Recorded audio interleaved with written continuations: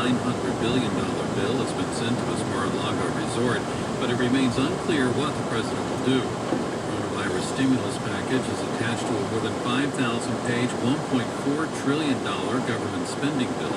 It includes eviction protections for renters and those $600 stimulus checks for qualifying Americans that the president is demanding be raised to $2,000.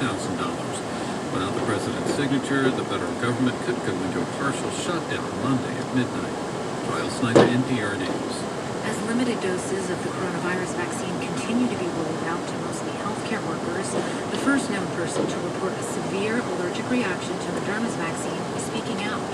Boston oncologist Hussein Sadrzadeh says he